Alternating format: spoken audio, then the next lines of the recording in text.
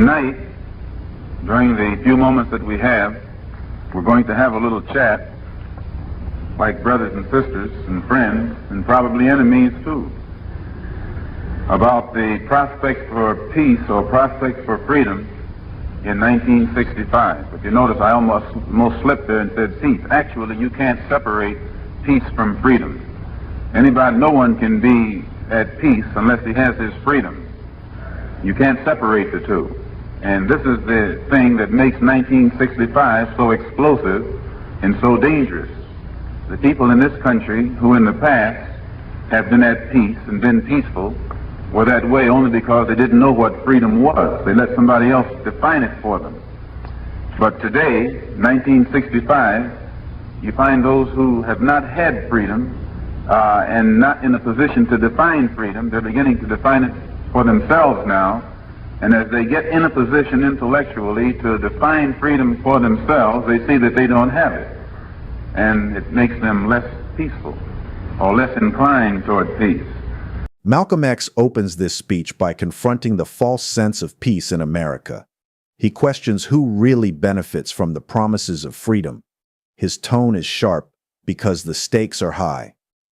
What he describes in 1965 still hits today: inequality, frustration, and the urgency to act. As the speech continues, he turns up the pressure. The next clips show him naming names, breaking down systems, and warning what's coming if things don't change. So, in discussing this topic tonight, prospects for freedom in 1965, I think we have to go back at least 12 years or 10 years to the time when the struggle of the black man in America began to be projected into the limelight, not only in this country but throughout the world. It started primarily with the Supreme Court decision, so-called desegregation decision, and I should say so-called desegregation, so-called decision, because there has been some doubt as to what they really handed down. One of the main ingredients in the struggle of the black man in America for the past 12 years has been the black Muslim movement. No one can deny the role that the black Muslim movement has played in America during the past 12 years, has been one of the main ingredients in the stepped up militancy on the part of black people throughout this country. No matter what direction the black Muslim movement itself was headed in, no matter what its own organizational philosophy was,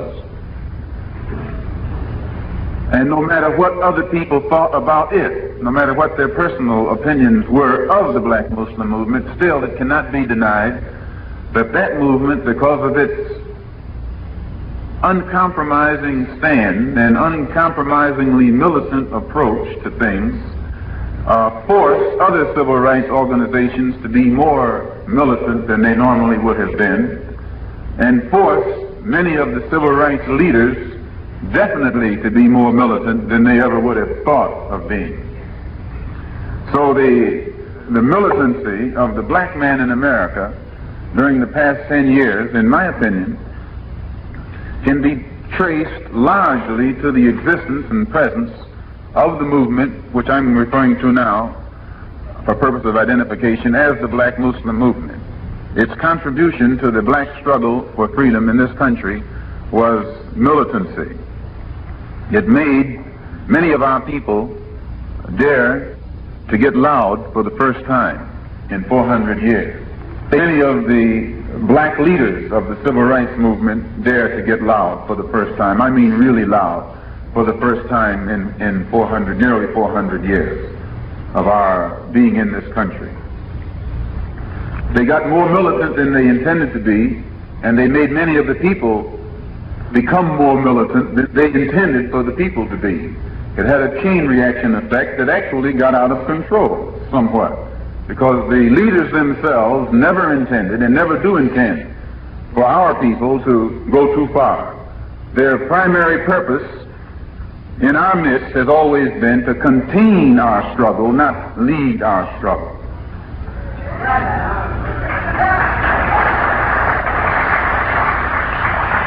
proof of which seldom are they seen until the irresponsible elements in the black community begin to explode.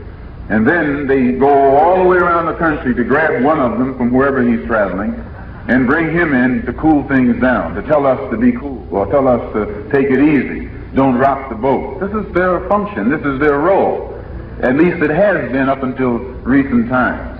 They never have been put in the role that they're in with the intention by the one who puts them there of them leading us into any uncompromising and militant struggle. But the existence of some of the Muslim groups and the black nationalist groups that couldn't be controlled by the power structure downtown, and I only use the expression power structure downtown to keep from calling it what it actually is. These nationalist elements actually serve their purpose in that sense. They gave respectability to the civil rights groups and gave acceptability to the civil rights groups. 10 years ago or more, the NAACP was looked upon as a radical, leftist, almost subversive movement.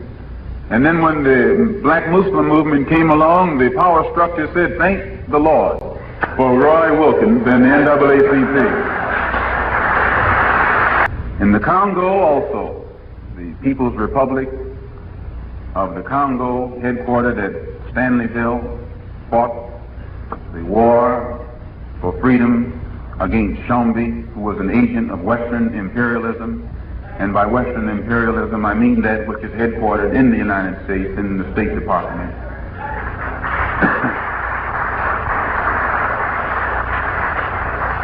In 1964, this government, subsidizing Chombe, the murderer of Lumumba, and Chombe's mercenaries, hired killers from South Africa, along with the former colonial power Belgium, dropped paratroopers on the people of the Congo, used Cubans that they had trained to drop bombs on the people of the Congo with American-made planes.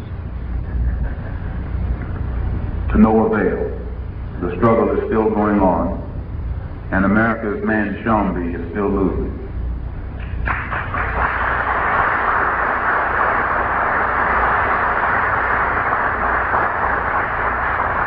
All of this in 1964. Now, in speaking like this, it doesn't mean that I'm anti-American. I'm not. I'm not anti-American or un-American. And I'm not saying that to defend myself, because if I was that, I'd have a right to be that after what America has done to us. This government should be lucky that our people aren't anti-American. They should get down on your hands and knees every morning and thank God that 22 million black people have not become anti-American.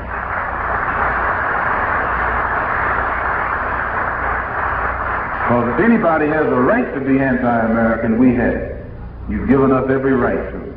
And the whole world would side with us if we became anti-American. You know, that's something to think about. But we're not anti-American.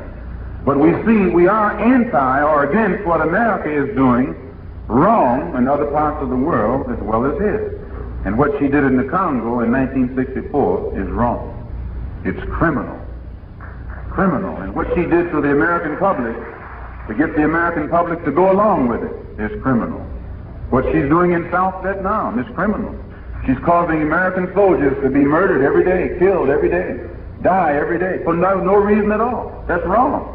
Now, you're not supposed to be so blind with patriotism that you can't face reality. Wrong is wrong no matter who does it or who says it.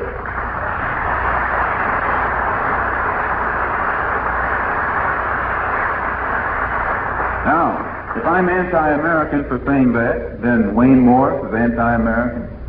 Church, senator from somewhere out there, is anti-American. A whole lot of them in Washington, D.C. is anti-American. So I'm just telling you what I read the good senators said.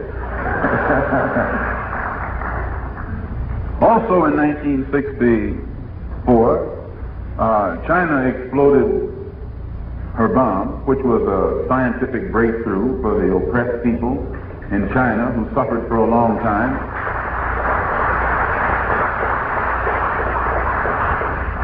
I, for one, was very happy to hear that the great people of China were able to display their scientific advanced knowledge of science to the point where a country that is so backward, as this country keeps saying, and so, behind everybody and so poor, could come up with an atomic bomb. Why, I had to marvel at that.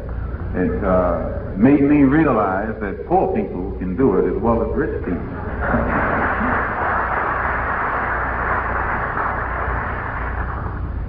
So all of these little advances were made by oppressed people in other parts of the world during 1964. These were tangible gains. And the reason that they were able to make these gains, they realized that power was the magic word. Power against power. Power in defense of freedom is greater than power in behalf of tyranny and oppression.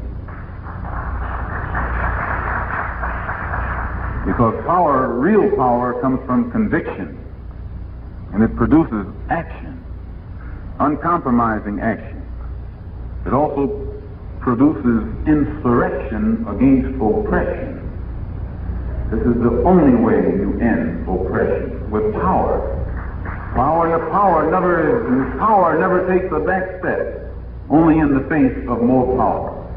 It doesn't do it power doesn't back up in the face of a smile, or in the face of a prayer, or in the face of some kind of non-violent, loving action. Power, it's not the nature of power to back up in the face of anything but some more power. And this is what the people have realized in Southeast Asia, in the Congo, in Cuba, in other parts of the world, that power recognizes only power. And all of them who realize this have made gains. Now here in America, it's different. When you compare our strides in 1964 with strides that have been made forward by people elsewhere all over the world, only then can you appreciate the great double cross experienced by black people here in America in 1964. The power structure started the new year out the same way they started that out in Washington the other day, only now they call it, what's that, the Great Society? The Great Society. Last year, this 1964 was supposed to be the year of promise. They opened up the new year in Washington, D.C., and in the City Hall, and in Albany, talking about the year of promise. Promise that black people would make advances in education, would get better schools, better school facilities, better teachers, that jobs would open up. There would be less black people in the unemployment line. That in areas of the South where we formerly had not been able to vote, we would be able to register and vote. That we would become socially acceptable to those who in the past did not consider us socially acceptable. But by the end of 1964, we had to agree that instead of the year of promise, instead of these promises materializing, they substituted devices to create the illusion of progress.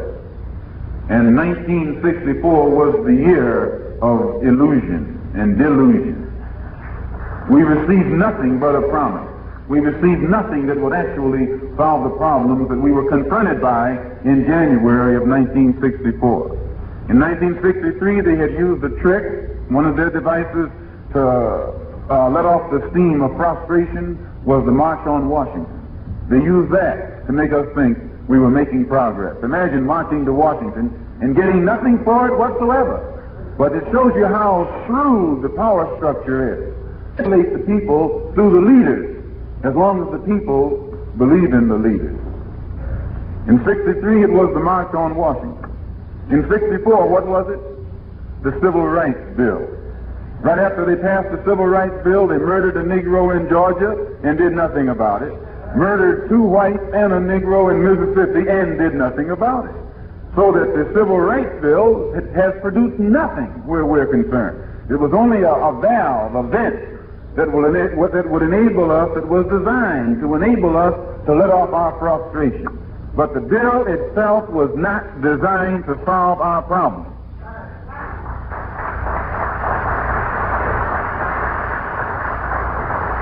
Since we see what they did in 1963 and we saw what they did in 1964, what will they do now in 1965? If the March on Washington was supposed to lessen the explosion, and the Civil Rights Bill was designed to lessen the explosion, it's all it was designed to do. It wasn't designed to solve the problem. It was designed to lessen the explosion.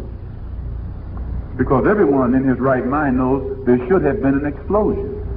You can't have all those ingredients, those explosive ingredients that exist in Harlem and elsewhere where our people suffer and not have an explosion. So these are devices to lessen the danger of the explosion, but not designed to remove the material that's going to explode. What will they give us in 1965? I just read where they plan to make a black cabinet member. Yes, they have a new gimmick every year. They're going to take one of their boys, black boys, and put him in the cabinet so he can walk around Washington with a cigar, fire on one end and fool on the other end. At this point in the speech, Malcolm X becomes even more direct. He doesn't soften his words. He doesn't try to sound diplomatic. He explains that power only responds to one thing: more power. It doesn't step aside when someone smiles. It doesn't change because someone prays. It doesn't move when someone chooses nonviolence. He says clearly that the nature of power is to keep control unless something stronger forces it to change. He uses examples from Southeast Asia, the Congo, and Cuba to show that people in other countries understand this. They have taken control of their own freedom by pushing back against power in ways that can't be ignored. He makes it clear that the people there are not confused about how real change happens. Then Malcolm shifts his focus back to the United States. He looks at 1964 not as a year of victory, but as a year of false promises. He says that black people in America were promised better education, better jobs, and more political rights. He lists each promise: better schools, better teachers, more job opportunities, the right to vote, the hope of being accepted socially. But by the end of the year, none of it had come true. The government didn't deliver results. It delivered distractions. Malcolm calls 1964 a year of illusion and delusion. The people were told they were making progress, but nothing actually changed. Nothing was solved. He reminds the audience that in 1963, the March on Washington was used to cool things down. It was meant to let people feel like something big was happening, even though it didn't bring any real solutions. Then in 1964, the Civil Rights Act became the new symbol. But it didn't stop the murders in Georgia and Mississippi. It didn't stop injustice. It didn't fix anything. He says these actions weren't meant to help. They were meant to stop people from getting too angry. The government wasn't trying to remove the reasons for rebellion. It was trying to manage emotions. Malcolm calls them what they are: tools. Tricks, not answers. Finally, he asks the most important question. If they used the March on Washington to quiet people in 1963 and used the Civil Rights Bill to do the same thing in 1964, what will they try next? He says there should have already been an explosion because the pain, the rage, and the injustice are still there. The government hasn't dealt with the root problems. It has only tried to stop people from reacting. Malcolm wants the audience to understand that these so-called solutions were never meant to solve anything. They were designed to delay the response. They were created to buy time. He warns that time is running out. Have the causes that made it flow in 63 been removed? The causes are still there.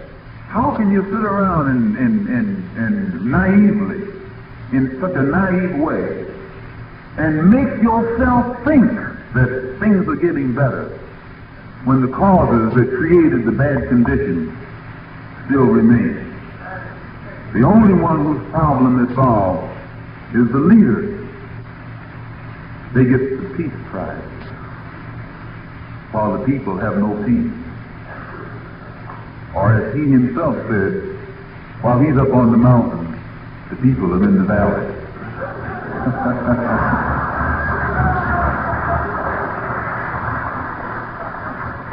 I'm going to tell you why it's on a flow. And then bring my little talk to a close. In 1964, 97% of the black American voters supported Lyndon B. Johnson, Hubert Humphrey, and the Democratic Party. 97%. No one minority group in the history of the world has ever given so much of its uncompromising support to one candidate and one party in the history of the world. No one people, no one group has ever gone all the way to support a party and its candidate as did the people, the black people in America in 1964. Look how many people voted for Goldwater. Over 26 million. Why, when you deduct the non-white people from the total white population, you'll find out that white people were almost evenly divided between Goldwater and Johnson. Yes! Go get the total number of voters in this country and find out how many of them are white. Deduct the non-whites, the Puerto Ricans, and the Negroes, and the others, and you'll find out that white people didn't support Johnson like they want to brag that they did. The non-whites went for him 97%. And the first act of the Democratic Party, Lyndon B. included, in 1965, when the representatives from the state of Mississippi, who refused to support Johnson, came to Washington, D.C., and the black people of Mississippi sent representatives there to challenge the legality of these people being treated. What did Johnson say? Nothing. What did Humphrey say? Nothing. What did Robert Pretty Boy Kennedy say? Nothing. Nothing. Not one thing. These are the people that black people have supported. This is the party that they have supported. Where were they when the black man needed them last couple days ago in Washington, D.C.? They were where they always are, twiddling their thumbs someplace in the pool room or in the gallery. So black people in 1964 will not be controlled by these Uncle Tom leaders. You believe it? They won't be held in jail. They won't be held on the plantation by the overseers. They won't be held in the corral. They won't be held back at all. The frustration of these black representatives from Mississippi when they arrived in Washington, D.C. the other day, thinking, that the great society was going to include them, only to see the door closed in their face like that. That's what makes them think. That's what makes them realize what they're up against. It is this type of frustration that produced the Mau Mau. They reached the point where they saw it takes power to talk to power. It takes power to make power respected. It takes madness almost to deal with a power structure that's so corrupt. So corrupt. So in 1965, we should see a lot of action. Since the old methods haven't worked, they'll be forced to try new methods. If you read the article in this week's U.S. News and World Report, which is not the best magazine in the world, where it does tell, though, that the Big Six, they call themselves the Big Six, the leaders of the black community who have been endorsed by the white community, the Big Six, they themselves are turning to Africa. Dr. King, Farmer, all of them are admitting that the problem of the black man in America is inseparable from the problem of the African. Dr. King and Mr. Farmer and the others, Roy included, Uncle Roy, are admitting that the problem of that the black man cannot get dignity in America until the black man has dignity on the mother continent. They're admitting this. They're admitting that the roots of the black man in America are still in Africa. They're admitting this. I was shocked to see them admit so much, so soon, so publicly. I was shocked to see that they will say in public what they've always agreed to in private. I was shocked. But it shows that they themselves are undertaking a revolutionary approach to the problem. They're beginning to see that the problem of the black man in America no longer is a Negro problem or an American problem. It's a world problem. When they begin to identify our struggle with the struggle of the brothers on the mother continent, then these Big Six, Uncle Roy, are seeing the necessity of internationalizing the problem. Now, either they have to deny it or confirm it. But I don't think this magazine would say all what it has said and quote them too. Here it has Dr. King saying, there is a growing willingness among U.S. Negroes to identify with the Africans. There is a sense of pride as American Negroes see positions of importance in the United Nations, accorded courtesies which American Negroes are not accustomed to receiving in their own country. Dr. King taught. He was up on the mountain. And they're beginning to see that the only way the black man in this country will ever get any solution to his problem, it will have to be a solution which the government in Washington has no hand in. Because the government can't solve the problem. The government consists of crackers from Mississippi and Georgia and Alabama and Arkansas and Texas.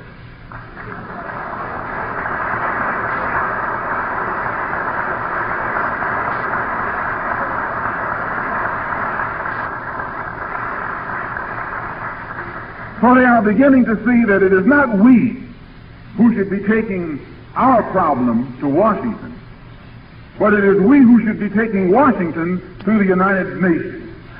It is not we who have committed the crime. It is not we who have committed the crime. It is our government that has committed the crime. Our government has failed to protect our lives, to protect our property, to give us proper education. It has failed to even give us the proper facilities for education. It has failed to house us.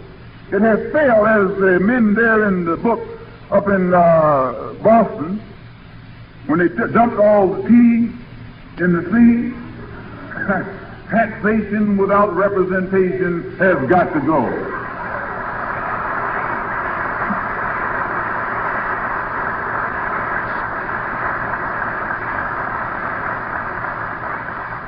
So I say in my conclusion, to read from another newspaper, Many of you say, well, would we have the right to take the problem of the black man in this country before the UN? I say yes, because here it says, this was in the Post a couple days ago. The Post is a New York paper, represents itself as liberal, which is a misrepresentation. It says, House asked to condemn Soviet treatment of Jews. Representative Halpern of Queens urged the House today to condemn what he termed the odious and discriminatory treatment of the Jewish community in the Soviet Union. He drafted resolutions for introductions that would condemn Russia for the persecution of Jews and placed the House on record as favoring continued American efforts to obtain through the UN world condemnation and prohibition of anti-Semitism in treaty form. Soviet policy, Halpern said in a prepared speech, involves a premeditated effort to stamp out Jewish culture and religion. It is a deliberate policy, but also a secretive one. If this representative voted into office, probably by many people sitting right here, can go to Washington, D.C. and get that house, that governmental body, to stick its nose in what's happening to 3 million people all the way on the other side of the world, and have that government brought into the United Nations and condemned for its abuse of the rights of those 3 million people, I say that the 22 million black people in this country are justified and within our rights to ask our brothers on the African continent to take this government into the United Nations and protect us. Malcolm X pulls no punches. He doesn't end with hope. He ends with clarity. He starts by exposing the massive political loyalty black Americans showed in 1964. 97% voted for the Democratic Party, believing it would defend their rights. He points out how no other group in history has ever given such full support to a party or candidate. He highlights this number not to celebrate it, but to question it. He wants the audience to understand how one-sided the support was, and how little was given in return. He moves from the election to the betrayal. When representatives from Mississippi came to Washington to challenge the seating of racist officials, black leaders who were supposed to stand up stayed silent. Not a word from Lyndon Johnson, Hubert Humphrey, or Robert Kennedy. These are the same people who black voters supported without hesitation. But when it was time to return that support, when it mattered, they were absent. The message is not subtle. He wants people to stop waiting for these figures to deliver anything. He wants them to stop trusting in people who have repeatedly shown they cannot be counted on when it matters most. He also calls out the so-called black leaders. He says they will no longer control the people, not with fear, not with respectability, not with the same old plantation mentality. The leaders who were once respected are now being questioned because their loyalty often lies with the people in power, not the people they claim to represent. Malcolm shows that even these leaders are starting to realize that the problems faced by black Americans are connected to global struggles. He notes that even Dr. King and others are beginning to admit that the fate of black people in America is tied to what happens in Africa and across the world. This moment in the speech is important. Malcolm is no longer just criticizing the American government. He's now shifting the focus to international ground. He argues that the fight is no longer just an American issue, it's a global issue. He says the United States government has committed crimes against its own citizens and has failed its own people.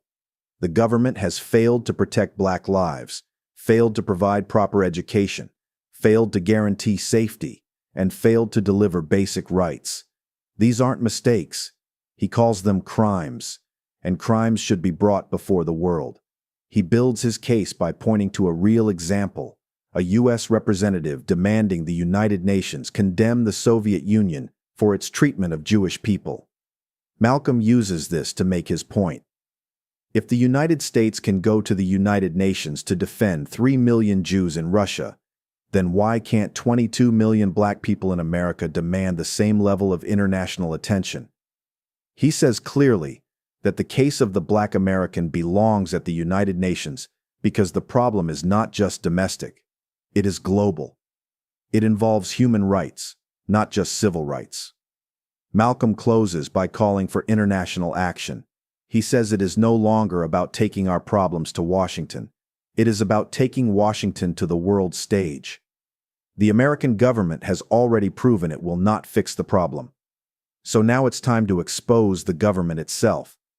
That's where he leaves the audience. Not with comfort, but with direction. He doesn't offer false hope.